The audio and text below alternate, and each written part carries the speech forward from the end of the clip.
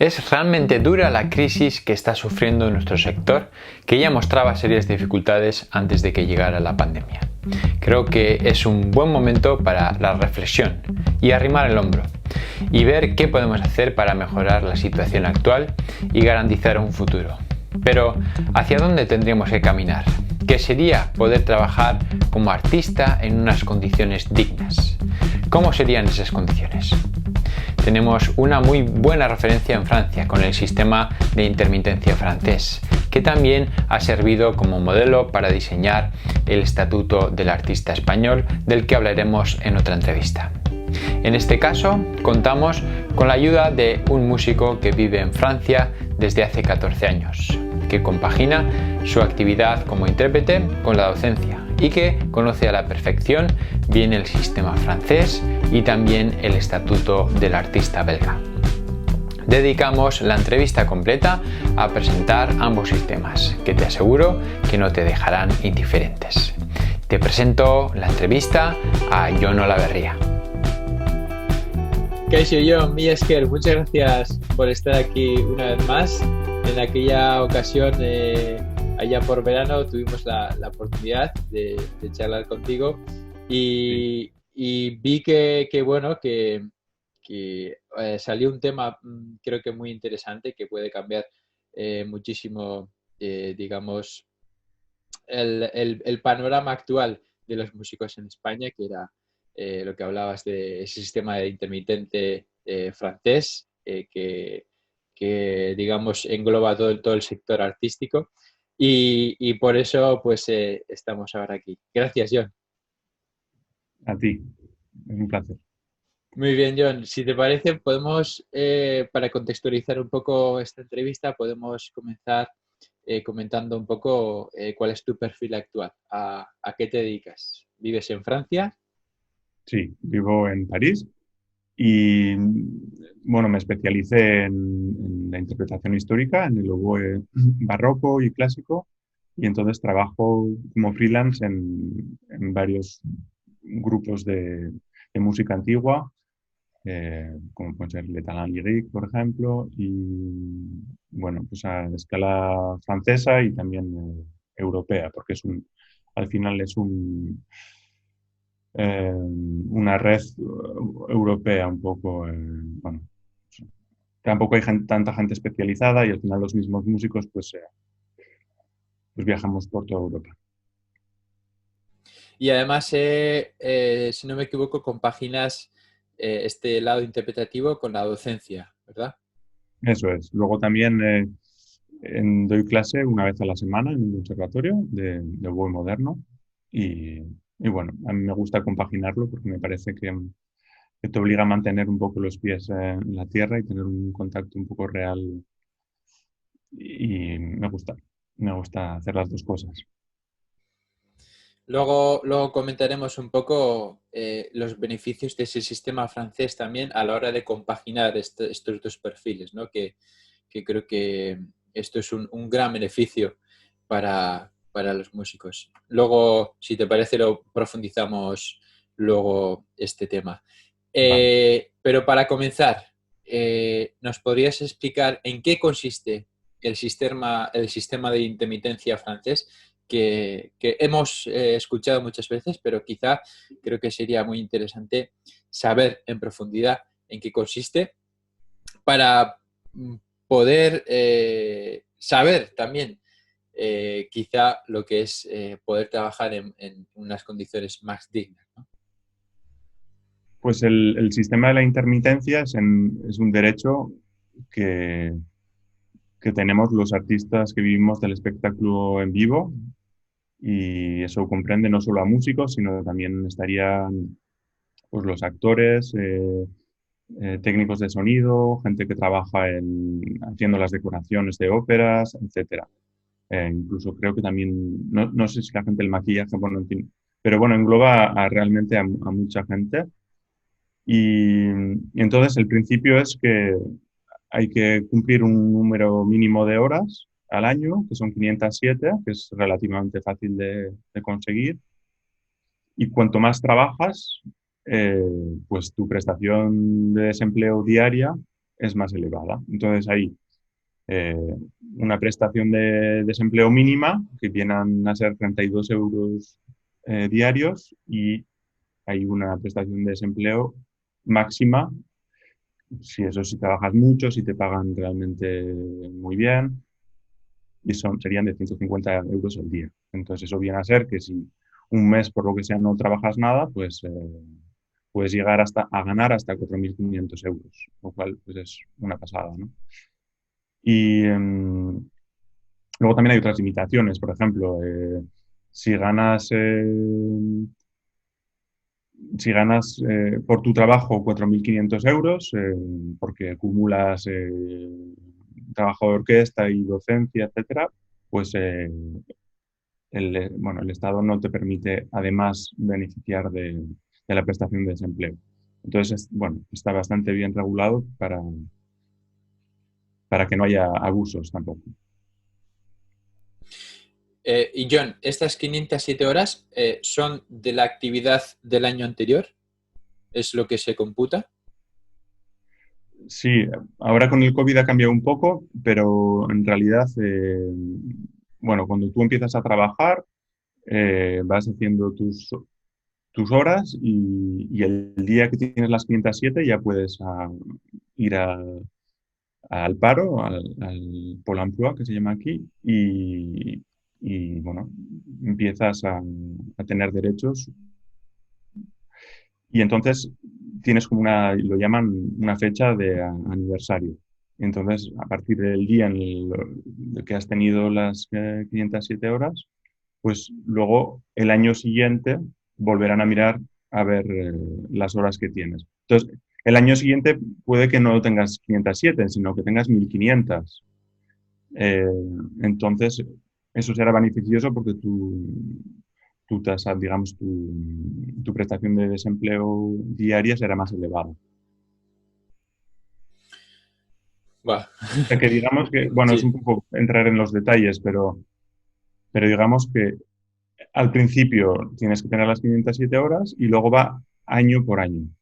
Es decir, si has hecho la primera vez el 15 de octubre las horas, pues luego van a volver a hacer el cálculo el 15 de octubre del año siguiente. Hay una cosa que me ha llamado mucho la atención y es que dentro de este grupo que puede beneficiarse de este paro, digamos, también están los técnicos, ¿no? Claro, esto, desde que vino la COVID, en España hay ese grandísimo problema de que los técnicos no están contemplados dentro de ese grupo de artistas o, digamos, trabajadores del espectáculo, ¿no? Eh, claro, esto cambia también muchísimo las cosas. Sí, bueno, además hay un aspecto que es que creo que en España hay bueno, muchos músicos y muchos técnicos que son autónomos. Y en Francia eso es bastante excepcional porque cuando tú trabajas con una orquesta eres considerado asalariado, entonces la orquesta te paga las cotizaciones sociales, etcétera. Y una vez que entras en ese circuito, no se puede compaginar, no se puede ser asalariado y autónomo a la vez en Francia. Y entonces, en el caso de los técnicos, también son asalariados y entonces hay, bueno, la mayor parte de técnicos de sonido son asalariados, pero a veces hay gente, bueno, empresarios que abusan del sistema y que pueden tener a un técnico durante 3 años trabajando de forma continua y en vez de hacerle un contrato indefinido, lo que hacen es recurrir a este sistema de trabajo por caché, o sea, porque trabajamos, cada día trabajado equivale a un caché, y un caché son 12 horas, ¿no? Así se calculan las 507, ¿no? Si has trabajado un día entero son 507, son 12 horas. Entonces, pues, ¿cuántos días tienes que trabajar para tener las 507? Pues es una regla de tres muy sencilla. Lo que quería decir es que hay muchos empresarios que tienen a técnicos de sonido durante varios años. En vez de hacerles un contrato indefinido, recurren al sistema de la intermitencia y entonces en las vacaciones, ¿quién las paga? Pues el Estado francés con el sistema de pago. Entonces hay ciertos empresarios que abusan un poco del sistema. Pero creo que eso, bueno, que los técnicos de sonido están bastante más protegidos también en Francia. Y para aclarar un poco esto que has comentado, ¿no? Para solicitar esta ayuda, digamos, para estar dentro de ese perfil, tienes que ser trabajador por cuenta ajena. Esto es que tiene que contratarte una empresa o la agrupación en la que vas a trabajar. Mm. Y digamos que esta prestación no reciben los autónomos, el perfil de autónomos. Digamos que cada orquesta tiene como una oficina que se encarga de hacer los contratos y luego darte los papeles al final de mes, que te tienen que declarar pues, cuántos cachés has hecho, cuánto el salario que has ganado, etcétera. Y, y entonces se me ha ido. Eh, la pregunta era, Que el perfil del músico que recibe esa ayuda es sí, un músico que trabaja por cuenta ajena, no por cuenta propia, no como autónomo, sino que siempre para poder solicitar esta ayuda y tener esta ayuda, trabajas para una empresa o para una agrupación que te contrata. sí, esto es así.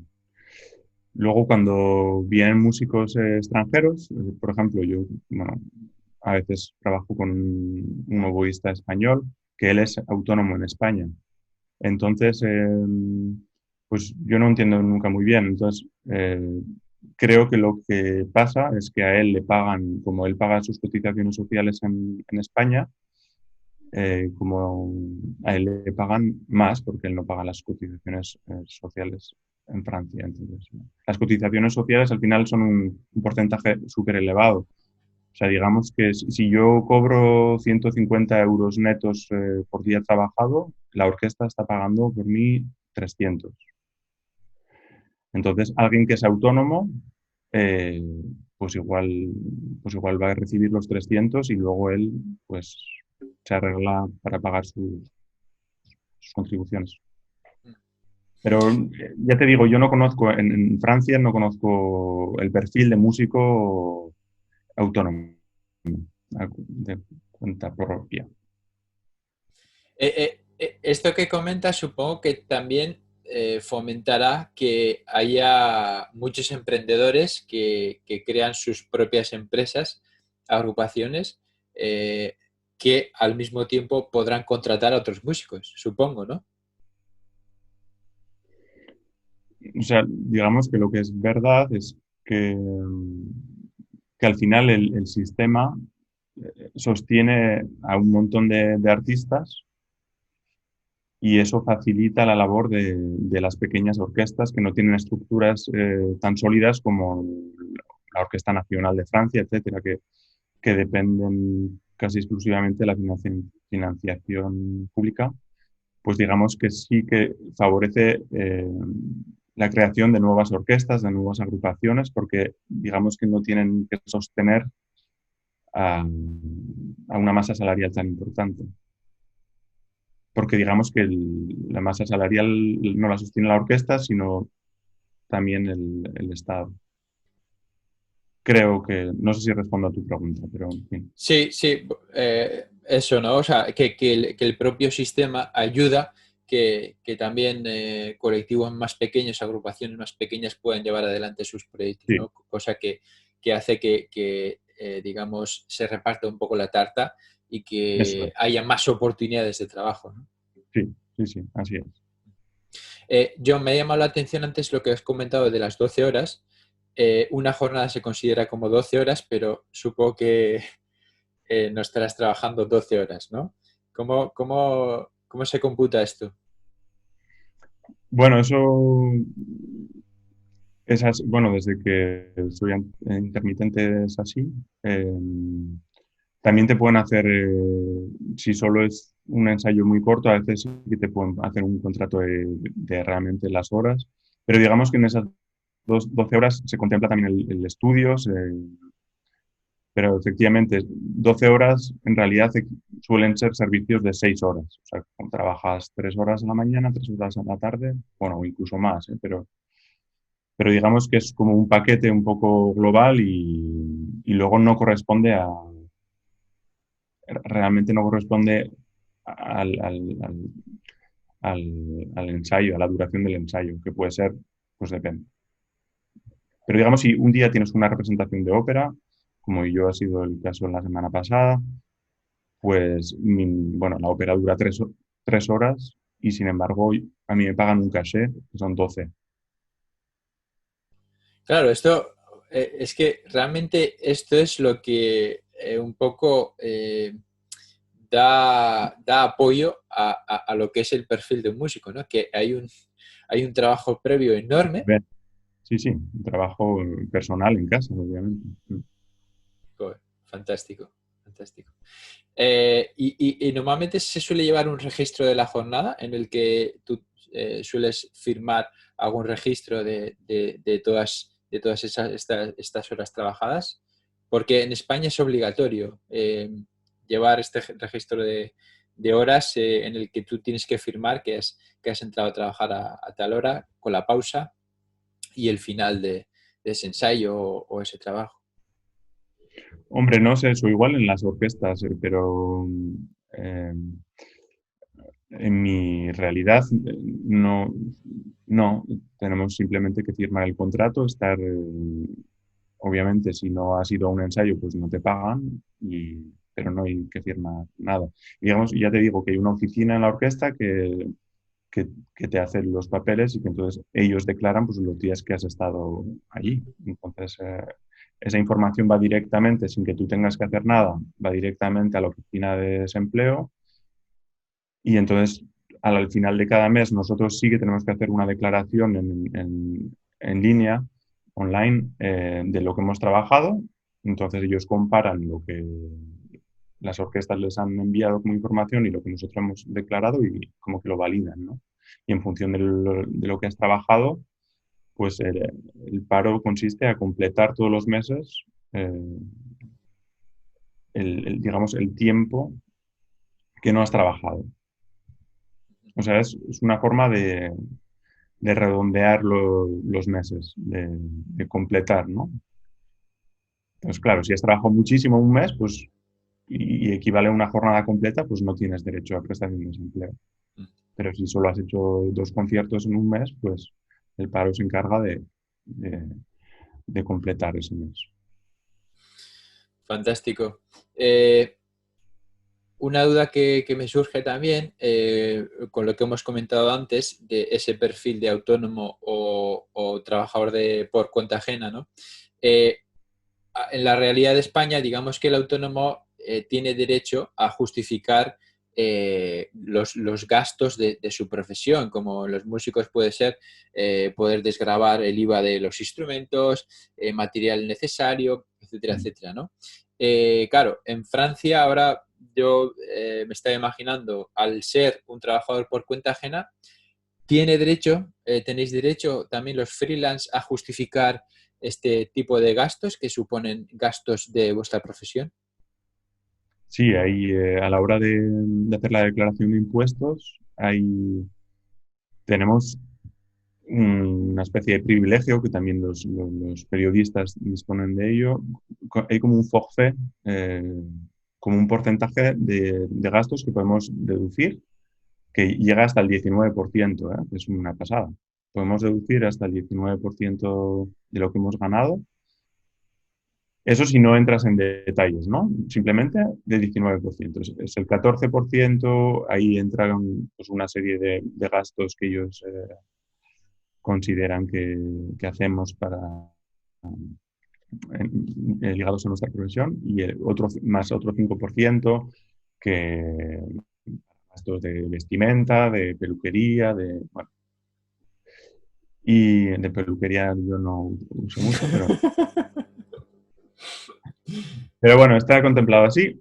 Y también lo puedes hacer, si lo quieres hacer más detallado, imagínate, te has comprado un violín que cuesta muchísimo dinero, pues creo que puedes ir, pues realmente ir declarando pues, lo que te ha costado el violín, los desplazamientos que has hecho cada vez que has ido a trabajar, pues, bueno, las comidas que has tenido que pagar en situaciones de trabajo, pues vas ahí con todos tus justificantes, los guardas durante X años que te pueden controlar y puedes ir detallando, pero bueno, es un trabajo de chino y a mí como lo del 19% me parece ya una pasada, pues cojo eso y ya está. Pero vamos que sí, que, que aun siendo asalariados tenemos posibilidad de deducir muchas cosas. Fantástico. Wow. Otra duda que me surgía cuando comentabas que, digamos, la propia orquesta envía toda la información a ese Ministerio de Trabajo y que después la ayuda la solicitáis de forma telemática. Creo que te he entendido algo así. Y Digamos online, que... ¿eh? online, sí, sí. Online. Eh, este proceso es un proceso sencillo que puede hacer uno mismo o se suele hacer falta un gestor, un asesor para hacer toda esta parte administrativa. No, es súper fácil. Igual la primera vez te surgen dudas porque hay varias casillas y pues dices, pero te pregunta, ¿este mes has estado en formación o no? ¿Este mes has trabajado, sí o no? Si has trabajado, indica en cada línea con quién has trabajado, el número de horas y y el bruto, bueno, en fin, el dinero bruto que has recibido, ¿no? Y luego vas clicando, dices que sí y ya, bueno, genera un PDF que da fe de tu declaración. Es muy fácil. Lo que puede ser complicado es a la hora de renovar año tras año, si hay digamos, una discordancia entre lo que tú has declarado y lo que ellos han recibido. Imagínate que una orquesta ha hecho, bueno, se les ha olvidado mandar un papel, pues ahí bueno, se te puede bloquear el dossier y entonces puedes estar, pues no sé, 3 semanas esperando que eso se arregle y bueno, pero es una cuestión de suerte o mala suerte pero, pero hay una oficina dedicada en París a gestionar pues el paro para nosotros, ¿no? Para los intermitentes. Y entonces es gente que está acostumbrada a este tipo bueno, que son bastante eficientes, saben de lo que hacen, saben de lo que hablan y entonces funciona bastante bien. Oh, O sea fantástico. que es bastante agradable que cuando vas a la administración la persona que tienes delante sepa a qué tipo de persona tiene delante, ¿no? Porque si es alguien que de una oficina de desempleo común, pues le viene un perfil de un artista y no entiende bien, ¿no? Y entonces creo que han hecho muy bien en especializar al personal y poner una antena dedicada a nosotros. Totalmente. Yo lo he sufrido y creo que muchos músicos también sufren esta problemática. Es que cuando vas a preguntar algo o tienes alguna duda, Es un marciano. sí, o sea, es como que no encuentras a la persona idónea para que te pueda responder este tipo de cosas, ¿no? Entonces, joder, la verdad es que es una ventaja importante y sobre todo ganar en salud y tranquilidad el hecho de saber que, bueno, si llamas a ese sitio, si acudes a ese sitio, que van a saber responderte, ¿no? Tus dudas. Sí, además eso, se pueden hacer consultas por teléfono y así que funciona bien. Fantástico. John, antes hemos comentado que digamos que este sistema de intermitencia también permite poder compaginar diferentes perfiles profesionales, ¿no? Como es la docencia y el lado interpretativo. Incluso te he entendido que se pueden computar algunas horas de Sí, esa actividad como docente para llegar a esas 507 horas globales, ¿no? exacto. Entonces, yo cuando acababa mis estudios, eh, yo empecé a dar clases al principio de solfeo y empezaba a hacer algunos bolos con el barroco, etcétera.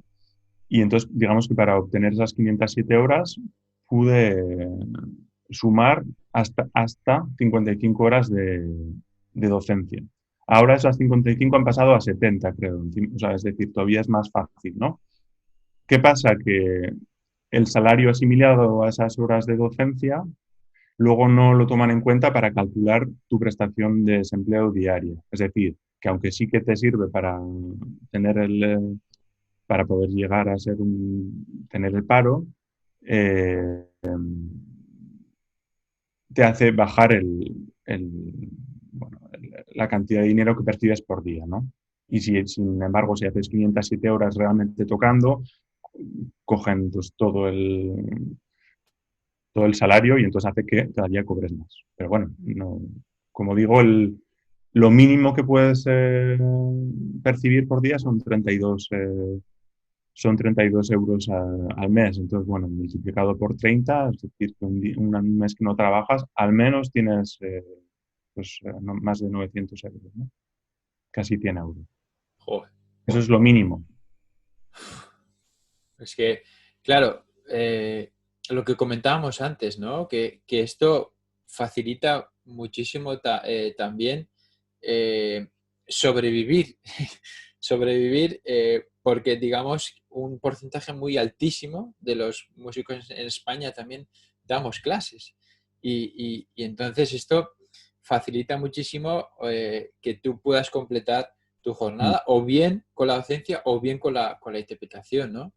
Sí, y yo eso, conozco mucha gente que compagina las dos actividades. Y la cosa es que no puedes tener es comprensible, ¿no? Si tienes una jornada completa en conservatorio, pues no puedes además percibir el desempleo, ¿no? Porque ya estás teniendo una jornada completa. Entonces, pero bueno, ahí puedes jugar, pues puedes enseñar hasta, creo que hasta 14 horas y además hacer tus conciertos y además percibir el desempleo. Entonces, pues es una situación bastante privilegiada. O sea, sí.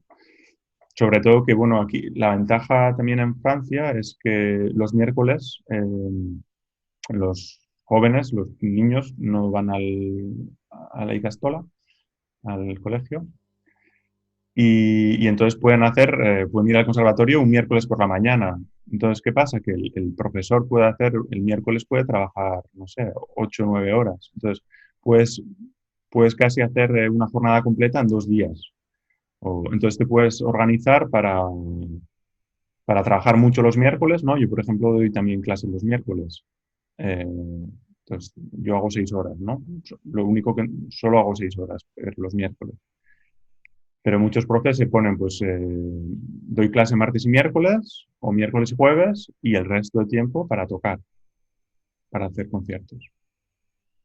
Y luego, además, bueno, depende de la directiva, pero los directores, pues suelen, bueno, yo solo he tenido experiencias positivas, pero ser bastante comprensivos, entonces te permiten, si un miércoles tienes un concierto, tienes un ensayo, pues pues, por ejemplo, yo recupero mis clases los sábados por la mañana, ¿no? Lo tengo desde el principio del curso, lo organizo con los padres y, y entonces, pues eso, tengo esa flexibilidad. Luego claro, hay perfiles de padres y padres, entonces hay que también intentar contentar a todo el mundo porque si no, la directiva tampoco quiere tener problemas a cuenta de tuya y tus conciertos. Entonces hay que tener la inteligencia necesaria para, bueno, pues para igual tampoco abusar, ¿no? Tampoco, si ves que un mes vas a faltar todos los miércoles, pues no es muy correcto tampoco, ¿no? Entonces hay que, hay que lidiar con esas cosillas, pero bueno, es verdad que está guay poder compaginar las dos cosas. Genial. John, digamos que este sistema no encontramos solamente en Francia, sino que tú además has conocido muy de cerca, que es la realidad de Bélgica, por ejemplo, ¿no? Mm, Que en Bélgica creo que a esto se llama esto que escuchamos ahora en España, que es el estatuto de artista, ¿no? exacto. Eh, sí, yo viví en Francia unos años, fui intermitente, luego me fui a vivir a Bruselas, me informé para pasar al sistema belga. Y entonces, digamos que puedo yo comparar, ¿no? Luego de Bélgica me volví aquí, entonces, bueno, conozco los pros y los contras de los dos sistemas, bueno, que yo sepa, son los dos únicos países que tienen este tipo de prestación y vamos, que no puedo criticar el sistema belga porque no deja de ser una super medida, ¿no? Pero es verdad que comparado con el francés, a mí me pareció pues menos, bueno, no sé, menos eficaz o menos, entrando en los detalles. Para obtener el estatuto de artista en Bélgica tienes que haber ganado, ahora no me acuerdo, pero una suma de dinero determinada durante los últimos 3 años, ¿no? Entonces, con eso justificas que durante 3 años has tenido una actividad de artista que muestra que tú eres realmente un artista, ¿no? Que en activo y tal. Entonces, una vez que, que- que obtienes el estatuto de artista, que fue bastante complejo, todo el papeleo, etcétera, eh, pues percibes un poco como en Francia, tú declaras al final de mes los días que has trabajado y al final de mes pues te completa, ¿no? El salario. Lo que pasa es que la prestación de desempleo en Bélgica es bastante menor eh, por día. Entonces, lo máximo que puedes permitir, que puedes recibir son 1.000 euros. Por mes, un mes que no haces nada son 1.000 euros. Y de ahí no subes. Entonces, bueno, por otro lado, pues también eso te incita a trabajar, ¿no? Porque es verdad que este tipo de sistemas también puedes decir, ah, bueno, como tengo el desempleo, como tengo el paro, pues me apoltrono, ¿no? Que esto hay un poco, o sea, pasa también, ¿eh? Pero, por otro lado, eh, el estatuto de artista belga lo que hace es que es un estatuto de artista de por vida. Eh, entonces, bueno, en la práctica no es tan así porque cada año te controlan y tienes que justificar, tienes una especie de comisión a la que yo nunca fui porque me vine antes, pero hay una comisión delante de la cual tienes que justificar que cada semana has estado enviando mails a orquestas, lo cual es completamente absurdo porque uno no obtiene un trabajo en una orquesta porque esté enviando mails. Digamos que tiene una forma de controlarlo que no se ajusta a la realidad artística, ¿no? Uno no obtiene un trabajo de escultura porque está enviando cartas al ministerio para que le hagan un pedido, ¿no? No sé. Me parece un poco raro. Eh, pero eso, básicamente eso puedo contar de mi experiencia en Bélgica. Básicamente que la prestación es menor y que hay un sistema de control un poco raro que sí que te mantiene un poco en tensión todo el año. Sin embargo, en Francia, si tú estás trabajando, pues vas haciendo las horas y sabes que nadie está detrás para decirte te quitamos o no te quitamos el estatuto de artista, ¿no? O sea, me parece como más sano. O sea, tienes que hacer tantas horas y pues muévete para trabajar. Genial. Gracias por la información, John. Eh, bueno, para ir terminando, vamos a tocar esa tecla que nos crea escalofríos a todos, que es la COVID, ¿no? La situación que nos ha traído la COVID. Eh, la situación en España del sector artístico ha hecho que lo que antes era una situación crítica ahora se convierta en una situación alarmante. Mm. Eh, pero la realidad es bien distinta en Francia, ¿no? Sí, yo creo que en España, o sea, el sistema era frágil antes de la COVID y ahora pues con la COVID pues todo sale, se evidencia más, ¿no? En Francia lo que han hecho, yo por ejemplo os he puesto el ejemplo del 15 de octubre, ¿no? De renovar todos los 15 de octubre, ¿no? Si tienes las horas o no. Yo tenía, he puesto ese ejemplo porque yo este año, por ejemplo, tenía que renovar el 15 de octubre. Pues en 15 de octubre iban a mirar si yo tenía las horas. Yo las tenía, pero si no las hubiera tenido, porque a partir de marzo he trabajado bastante poco, pues de todas maneras yo habría recibido, bueno, yo recibiré, yo y todos los intermitentes, todos los intermitentes, eh, seguiría recibiendo la prestación de desempleo hasta agosto de 2021. Entonces, la fecha de aniversario, que antes era personal, ahora es colectiva. Todo el mundo va a ver sus derechos reexaminados el 31 de agosto de 2021 y van a buscar en el último año si, tienen 500, si tenemos 507 horas. Entonces, pues puede que tengas 507, puede que no las tengas, puede que tengas muchísimas más y entonces a partir de ahí, pero digamos que sí que supone una protección, al menos hasta este año. Eh, bueno, lo que pasa, lo que es preocupante es que pensábamos que a partir de septiembre esto iba a ir para arriba y tampoco está yendo tan para arriba. Entonces hay muchas producciones que empiezan, hay casos de contagios y, bueno, yo he hecho una producción de ópera, se anuló la general porque una maquilladora era sospechosa. Bueno, en fin, si alguien es como, no sé cómo se dice, K-contact, bueno, que si has estado ¿El en foco de contacto, contagio o...? si Ah, has estado bueno. en contacto con alguien que es positivo, pues ya toda una producción de ópera se tambalea. Entonces, son unos riesgos económicos que, bueno, que no sé cómo va a ir la cosa, pero en efecto el sistema en Francia es muchísimo, muchísimo mejor.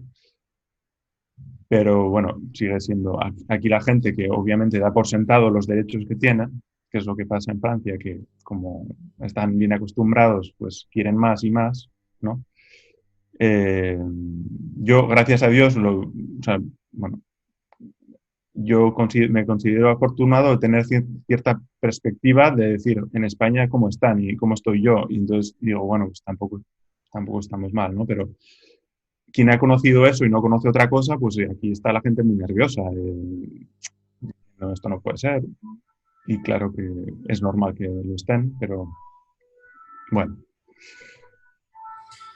Eh, Que, sí, John, y a mí, después de hablar de todo esto, me surge una pregunta, ¿no? Y es también un punto que quería comentar y tú me comentabas antes de la entrevista.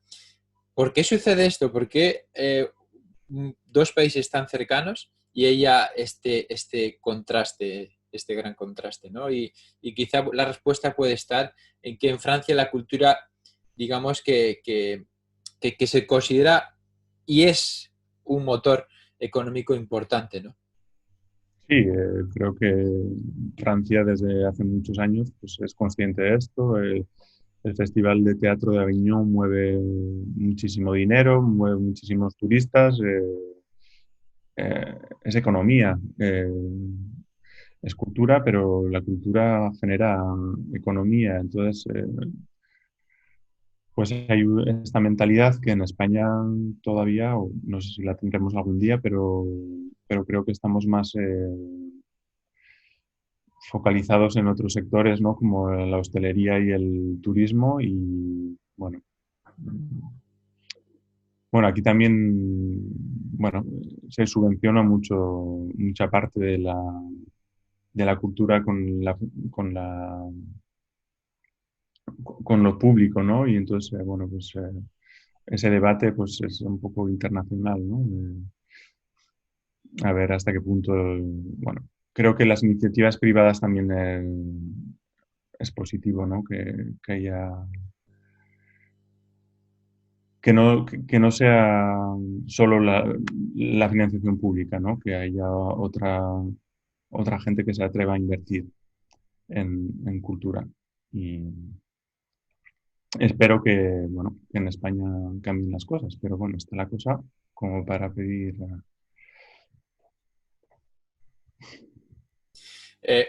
Está claro que no es una pieza imprescindible, prescindible, perdón, la cultura en Francia, ¿no? Y que es una apuesta importante también a nivel de sociedad, ¿no? Digamos que supongo que la mentalidad de la gente será diferente sobre la Sí, cultura. luego hay de todo, ¿eh? Hay periódicos de derechas que cada semana están lanzando sondeos diciendo, ¿está usted de acuerdo con que el Estado tenga que sostener a los intermitentes? Entonces, bueno, pues ahí toda la gente, hay gente que no está de acuerdo, hay gente que dice, ¿y esta gente por qué estamos manteniendo a esta banda de vagos? Es decir, también existe esa mentalidad en Francia, ¿eh? No es que cruces la frontera y de repente todos sean culturetas. O sea, que hay de todo, pero digamos que ha habido, no sé, unos años en los que aquí ha habido bueno, no sé, hay una tradición histórica y hay un tejido bueno, que ha cuajado y que por el momento dura y toco madera para que así sea. Pues que así sea, John. Muchísimas gracias por todo lo que nos has contado, con todo detalles. Yo creo que este testimonio va a ayudar muchísimo, sobre todo a ver que las cosas se pueden hacer de otra forma y que bueno, que ojalá en un futuro pues cambie un poco la situación. Sí, yo creo que también que el que no llora no mama, o sea que... Y eso en Francia, vamos, eso lo saben bien. Así que animo a que os peleéis. Yo ahora llevo ya 14 años aquí, ¿no? Pero si me puedo unir a la pelea, también... O sea, yo contándoos esto, digamos que intento contribuir en lo que sé a que los que vivís en España pues sepáis que otra forma es posible y que a dar un poco de luz, no sé, o de ideas, o de, ¿no? Que estas propuestas puedan, bueno, no sé, entrar en el oído de un político o de alguien que pueda hacer mover las cosas.